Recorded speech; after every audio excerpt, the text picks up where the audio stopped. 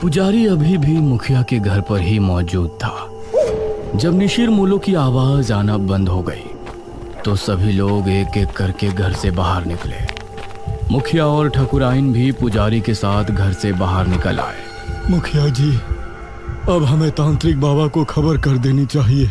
हाँ पुजारी जी, लेकिन पहले पता तो चले कि निशिर मोलो ने किसी को अपना शिकार बनाया है या फिर वो ऐसे ही चले गए। इस तरह राजमहल में इशिता, मेघना और अनुज तीनों उस दरवाजे की तरफ हैरानी से देख रहे थे जो अभी खुला था। उसके अंदर से काला लबादा पहने कोई बाहर निकला जिसके हाथ में एक अजीब सा दिखने वाला गुड्डा था। कौन? वो कुछ और बोला नहीं और लंबी लंबी भयानक सांसें लेने लगा।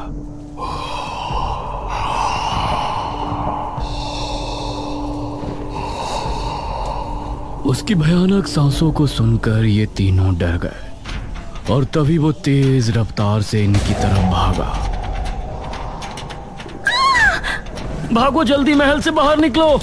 इन तीनों का दिल दहल उठा और ये खिड़की की तरफ भागे। जल्दी करो। वो अभी भी इनके पीछे ही था। अनुज ने पहले इशिता और फिर मेघना को बाहर निकाला। वो अनुज तक पहुंचने ही वाला था कि तभी अनुज भी खिड़की से कूद गया। क्या था वो? चलो अब घर चलते हैं, 2 बज रहे हैं, कहीं पिताजी या माँ जाग ना जाए। ये तीनों अब गांव की तरफ रवाना हो गए। माँ और पिताजी को इस बारे में बिल्कुल नहीं बताना, ठीक है? अरे हम क्यों बताएंगे भला? जैसे ही ये तीनों गांव पहुंचे तो बाहर ही पुजारी और बहुत से लोग खड़े थे। अनुज, तुम यहाँ? हमें तो लगा कि तुम तीनों अपने अपने कमरे में सो रहे हो। इतनी रात में तुम तीनों कहाँ से आ रहे हो? वो पिताजी। मुखिया ने मेघना और इशिता की तरफ देखा। तुम दोनों कहाँ गई थी अनुज के साथ? जी माफ कर दीजिए अंकल, हम दोनों का घूमने का मन हो रहा था। तो दिन में घूमने चले जाते, रात में बिना बताए जाने की क्या जरूरत थी? माफ कीजिए पिताजी, मैं ही इन दोनों को ले गया था, लेकिन आप सब लोग यहाँ बाहर इकट्ठा होकर क्या कर रहे हैं? अनुज ने बात को बदलते हुए कहा। आज गांव में निशिर मोलो आए थे, सभी उनकी आवाज सुनकर ही खौफ में थे। क्या निशिर मोलो? ये निशिर मोलो कौन है? 4 कथई लबादे वाले शख्स जो अपने कंधों पर एक ताबूत उठाए रात के समय गांव में घूमते हैं। उनकी आंखें लाल चमक रही होती हैं। रात के समय गांव में घूमते हैं। उस समय अगर वो किसी को देख लेते हैं या कोई उन्हें एक बार देख लेता है तो वो उसे अपने साथ ले जाते हैं। सभी गांव के लोग तो अपने अपने घरों में थे, लेकिन वो लोग संपत और कप्ता को ले गए। वो बाहर ही जुआ खेल रहे थे। अनुज, इशिता और मेघना तीनों ही ये सुनकर चौंक पड़े। पिताजी, लेकिन इससे पहले तो ऐसा गांव में कुछ भी नहीं हुआ, न ही आपने मुझे कभी इसके बारे में बताया। ये 400 साल पहले की बात है बेटा, हमारे महाराज के समय की बात। लेकिन उस समय किसी तरह उनको रोक दिया गया था, लेकिन अब अचानक वो कैसे जाग उठे, ये तो बात समझ के बाहर है। मुखिया जी, अब कल सुबह ही तांत्रिक महाराज से मिलने के लिए निकलेंगे। फिलहाल सभी लोग अपने अपने घरों को जाएं और निशिर मोलो से सावधान रहें। ये सुनकर सभी गांव के लोग अपने अपने घरों को चले गए, लेकिन अब सभी के दिल में अजीब सा डर बैठ गया था। इशिता और मेघना भी अपने कमरे में पहुंची। ये तो बहुत बड़ी गड़बड़ हो गई। हम लोग तो यहाँ पर मृत्युंजय अमृत के लिए आए थे और यहाँ तो राजमहल निशिर मोलो पता नहीं क्या क्या सुनने में आ रहा है। ये लोग अब हमें मृत्युंजय अमृत तक लेकर भी जाएंगे या नहीं? अरे तुझे दिख नहीं रहा यहाँ कितनी प्रॉब्लम है? हम दोनों सुबह यहाँ से जा रहे हैं बस। नहीं, मैं नहीं जा सकती। लेकिन क्यों? वो मृत्युंजय अमृत। इतना कहकर मेघना ने आगे कुछ नहीं कहा। आपने बिना सोचे समझे उन दोनों लड़कियों को घर में जगह क्यों दे दी? देखा ना अब क्या हुआ। ठकुराइन, वो लड़कियां तो अनजान है, लेकिन अनुज को तो सब कुछ पता है ना। वो उनको लेकर रात में निकल गया, इसमें हम उनको दोषी नहीं ठहरा सकते। उनको लेकर जाने वाला तो हमारा ही बेटा है ना। कुछ ही देर में सभी एक एक करके सो गए।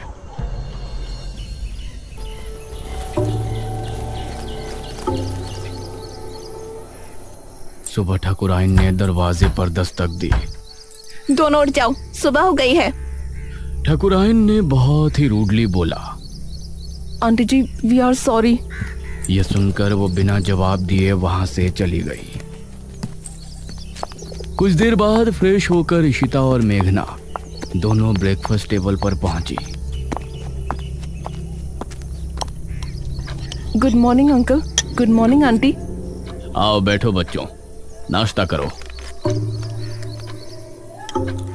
मेघना के बाल इस समय खुले हुए थे। ना जाने अनुज को उसमें क्या खास दिखा। उसने उसे स्माइल की और एक टक उसे देखने लगी। इस पर मेघना ने उसे हैरानी से देखा, फिर उधर उधर देखकर नाश्ता करने लगी। अनुज, आज तुम खेतों पर जाओगे, समझ गए? माँ, मैं खेतों पर जाकर क्या करूँगा? पिताजी, क्या हो गया है माँ को? मुझे कुछ नहीं हुआ है। तुम आज खेतों पर जा रहे हो, बस जा रहे हो। तभी इशिता बोली। अनुज, तुम हमको भी खेत घुमा लाओगे? ये सुनकर ठाकुरायन इशिता और मेघना की तरफ गुस्से से देखने लगी। तभी अनुज भी खुश होते हुए बोला, हाँ ठीक है, मेघना को भी हमारे खेत काफी पसंद आएंगे। हाँ बेटा, क्यों नहीं, लेकिन एक बात ध्यान रखना, तीनों साथ रहना और शाम होने से पहले घर लौट आना। तब तक तांत्रिक महाराज भी आ ही जाएंगे। नाश्ते के बाद इशिता और मेघना अनुज के साथ घर से निकली।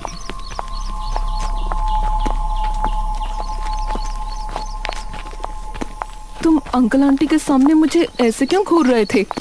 तुम सच में शहर से ही हो ना? क्यों, कोई शक है? शहर की लड़की होती तो अब तक समझ जाती कि मैं उस पर लाइन मार रहा हूँ। वो मतलब स्लिप हो रहा हूँ। अनुज, उसे ऐसे मजाक बिल्कुल पसंद नहीं। ओह अच्छा।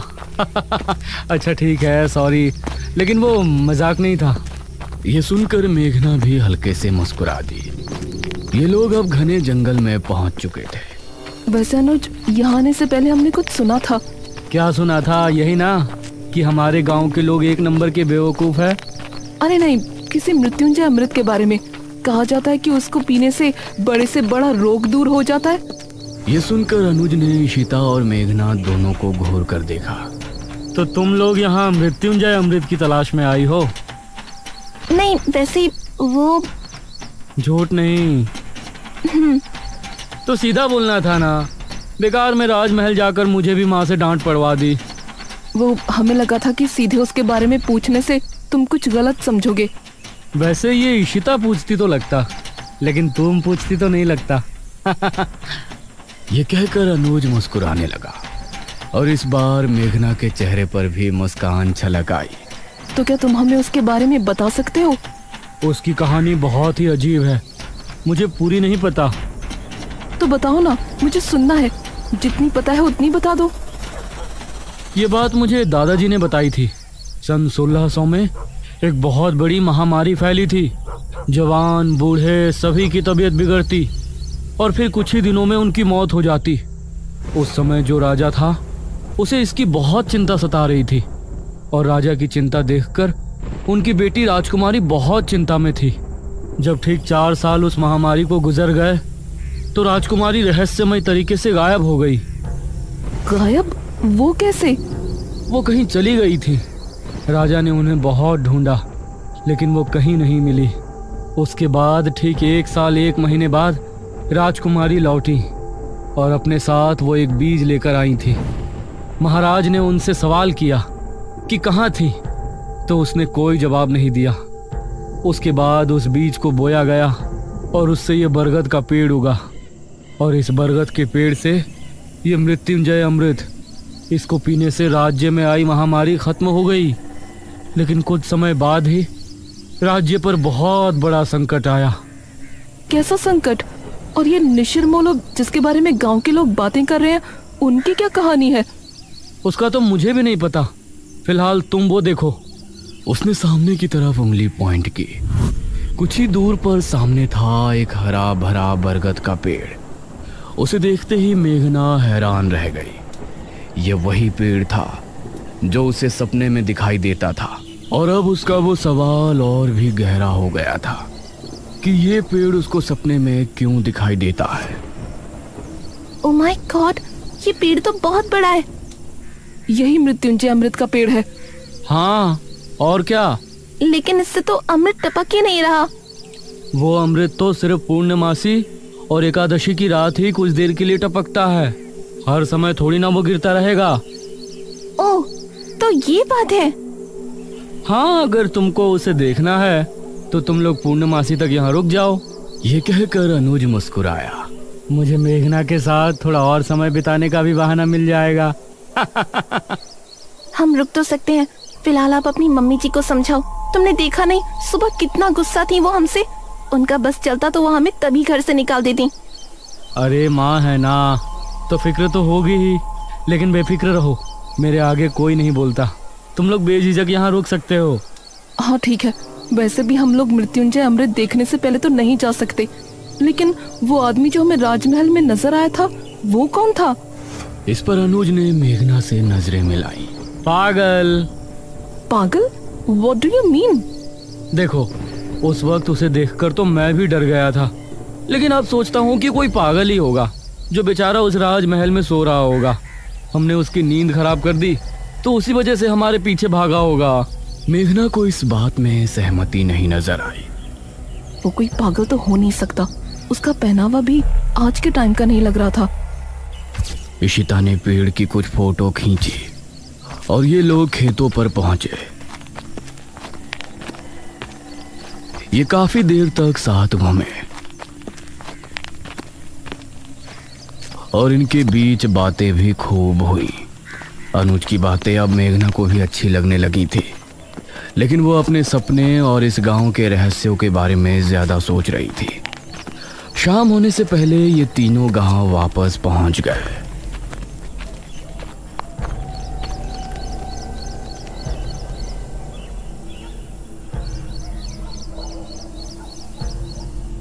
रात होने वाली है। पुजारी जी अभी तक तांत्रिक महाराज को लेकर नहीं आए। बहुत चिंताजनक बात है। मुखिया, ठाकुराइन और गांव के बहुत से लोग चौक पर इकट्ठे थे। तभी पुजारी अपने साथ एक तांत्रिक को लेकर वहां पहुंचा।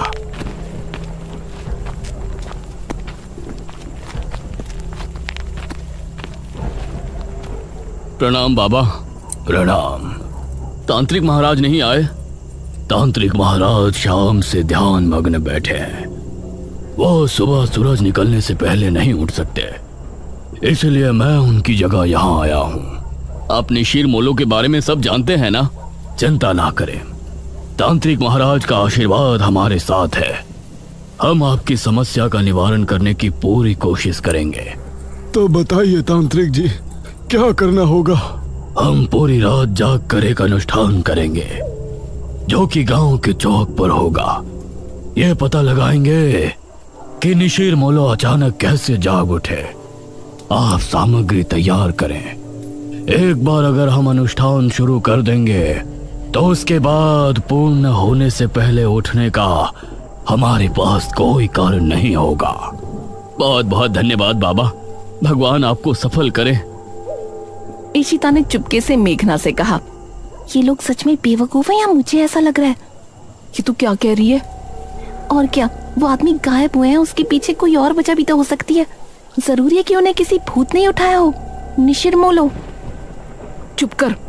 कुछ ही देर में अनुष्ठान की पूरी तैयारी हो गई। एक अग्निकुंड, एक कपाल और एक नर हथहड्डी।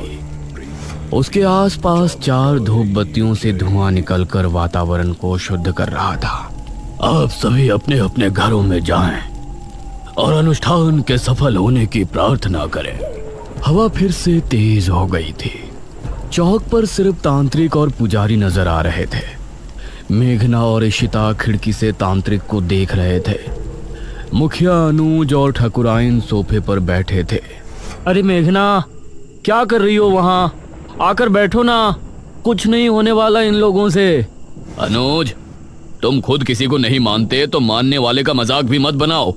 अभी ये लोग बातें कर ही रहे होते हैं कि तभी भारी कदमों के साथ 4 निशिर मोलों की आवाज जैसे ही गूंजना शुरू हुई, गांव के सभी लोगों का दिल बुरी तरह से दहल गया।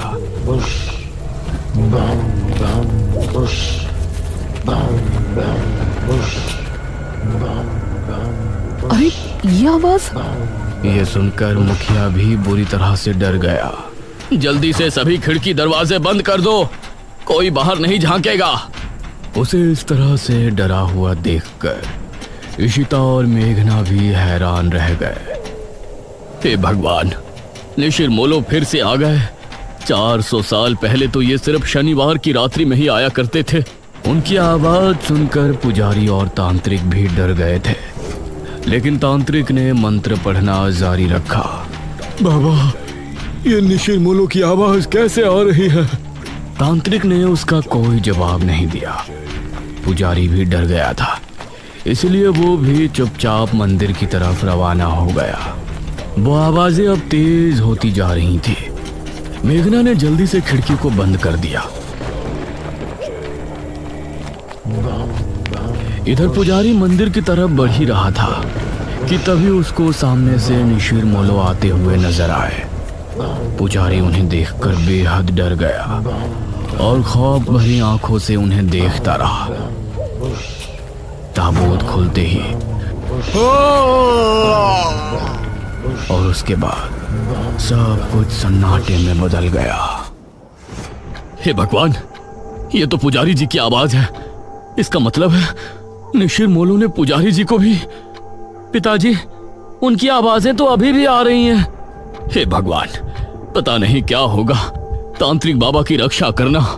तांत्रिक अभी भी बैठा हुआ अनुष्ठान कर रहा था। उसको सामने से निशिर मोलो आते हुए नजर आए। उन्हें देखकर तांत्रिक की आंखों में भी खौफ उतर आया। निशिर मोलो उसके सामने आकर रुक गए और एकदम शांत हो गए। तांत्रिक ने उन्हें देखने के बाद भी अनुष्ठान जारी रखा। आवाज आनी बंद हो गई। लगता है वो चले गए पिताजी। नहीं, अभी कुछ देर अंदर ही रहो। जब तक तांत्रिक महाराज खुद नहीं कह देते, कोई बाहर नहीं जाएगा। तभी तांत्रिक बाबा की एक दर्दनाक चीख फिजा में गूंजी।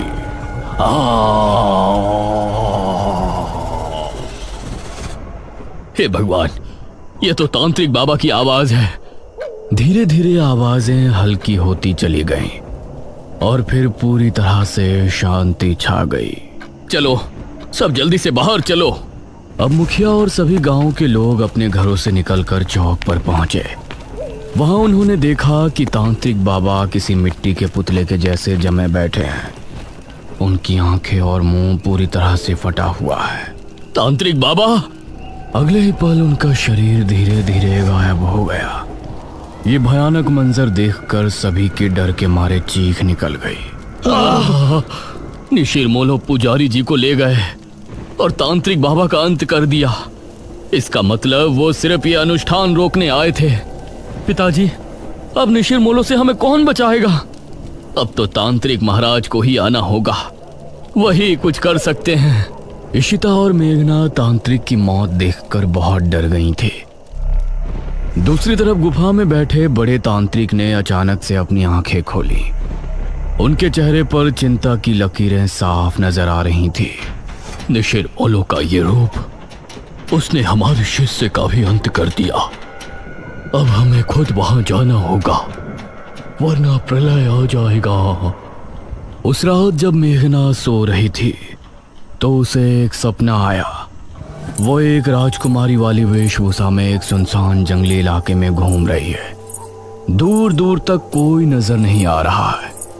तभी कोई पीछे से उसके कंधे पर हाथ रखता है। मेघना चौंकते हुए पीछे मुड़कर देखती है और उसके मुंह से चीख निकल जाती है। उसे देखकर वो चीखती हुई नींद से जाग उठती है। अरे मेघना, क्या हुआ? मृत्युंजय अमृत क्या है ये तो हमने जान लिया, लेकिन निशिर मोलो कौन है और मेघना का इन सब से क्या संबंध है? वो कौन सा खौफनाक रहस्य है जिसकी वजह से गांव के लोग पहले भी खौफ में थे और आज भी है? इन सभी सवालों के जवाब जानने के लिए हमारे साथ बने रहिए निशिर मोलो के तीसरे भाग में।